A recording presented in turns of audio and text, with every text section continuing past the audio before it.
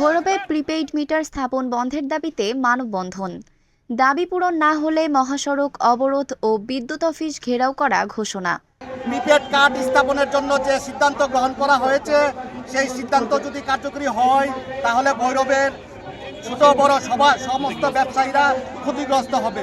তাই শিল্পোদ্যোক্তা অ্যাসোসিয়েশন কিশোরগঞ্জ জেলা শাখা কমিটির পক্ষ থেকে আমরা আজকে মানববন্ধনে দাঁড়িয়েছি। কিশোরগঞ্জের ভৈরবে প্রিপেইড মিটার স্থাপন বন্ধের দাবিতে মানববন্ধন করেছে ভৈরবের বিভিন্ন কারখানা মালিক, শ্রমিক ও ব্যবসায়ী সহ স্থানীয় জনতা।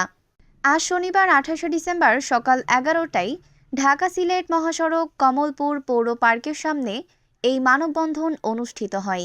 Bhairab chamber of commerce and ইন্ডাস্ট্রির আয়োজনে মানববন্ধনে ভৈরবের বিভিন্ন ব্যবসায়ী সমাজের মালিক, কর্মচারী, বাসাবাড়ি মালিক ও সাধারণ মানুষসহ কয়েক হাজার নারী পুরুষ সম্মিলিতভাবে যোগদান করেন। এক সময় মানববন্ধনটি বিক্ষোভ সমাবেশের রূপ নেয়।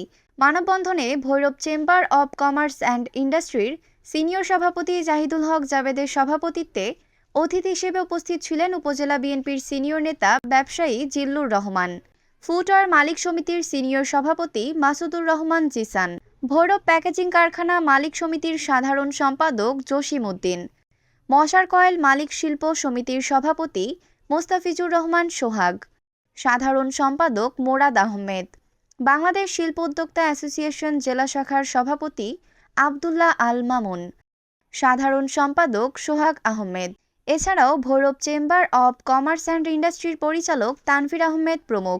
সমাবেশের সার্বিক সঞ্চালনায় ছিলেন Bhairab chamber of commerce and ইন্ডাস্ট্রির পরিচালক আরাফাত ভুইয়া।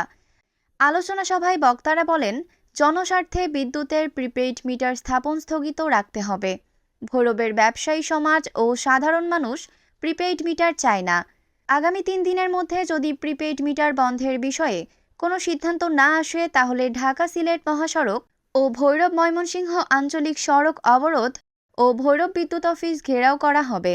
আলোচনা শেষে ব্যবসায়িক নেতৃবৃন্দ প্রিপেইড মিটার বন্ধের জন্য বিদ্যুৎ অফিসে একটি স্মারক প্রদান করেন।